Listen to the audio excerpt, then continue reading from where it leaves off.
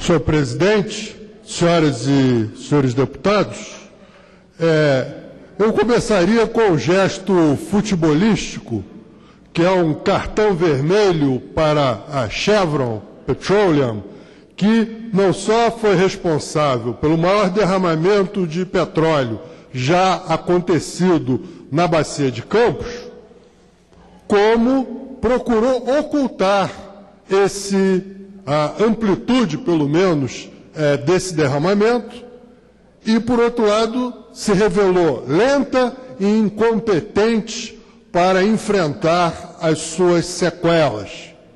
Até o presente momento, existe petróleo jorrando no fundo do mar, na Bacia de Campos. Até o presente momento não foi debelado esse derramamento de petróleo, e nós temos também aí que analisar limitações da nossa legislação, porque o prejuízo que isso causou, o prejuízo potencial que poderia ter causado em circunstâncias apenas ligeiramente diferentes, se, por exemplo, as correntes e os ventos fizessem com que essa mancha de óleo fosse impelida em direção ao litoral e poluísse as praias. Tudo isso seria muito mais caro do que o máximo que a legislação brasileira prevê de multa para esse tipo de situação.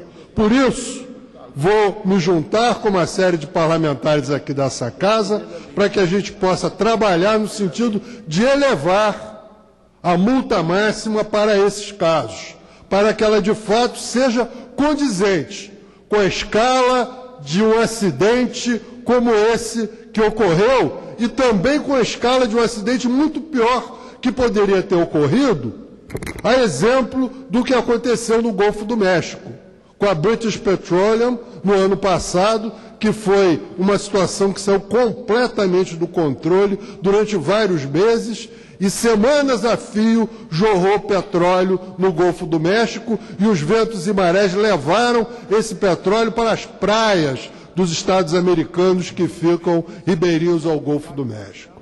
Então, isso é uma primeira questão que eu gostaria de colocar.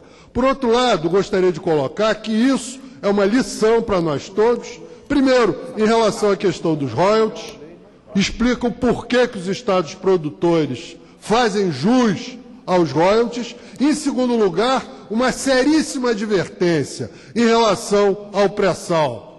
Uma seríssima advertência que nós temos que, de uma vez por todas, encontrar o nosso caminho de médio e longo prazo para sair da chamada economia do alto carbono, onde a nossa dependência energética em relação a combustíveis fósseis, pelo menos no caso do Brasil, em termos de transporte, é muito grande e que nós temos que investir numa série de caminhos tecnológicos que apontam para energias limpas, tecnologias limpas, equipamentos limpos. E, em relação a isso, nós temos aí a energia eólica, que o Brasil vem liderando, mas ainda existe muito a ser feito. A energia solar, que nós precisamos urgentemente tomar uma série de medidas de regulamentação para que ela seja viabilizada, entre as quais a obrigatoriedade de instituição de redes elétricas inteligentes que possam não apenas distribuir eletricidade, como receber eletricidade de forma descentralizada de produtores que tenham placas fotovoltaicas nos telhados, nas fachadas dos prédios e que possam vender à concessionária de energia elétrica pelo mesmo preço que compram. Aí não cabe necessariamente um subsídio, pelo mesmo preço que compram a energia elétrica que puderem produzir. E também um estímulo para carros elétricos e carros híbridos. Nós tivemos, no ano retrasado, um estímulo do governo federal para a indústria. Mas, senhor presidente, um estímulo completamente sem contrapartida. por parte dessa mesma indústria automobilística. Nos Estados Unidos, quando o governo Barack Obama salvou a General Motors, fez uma série de exigências. Exigiu que eles começassem a produzir carros elétricos.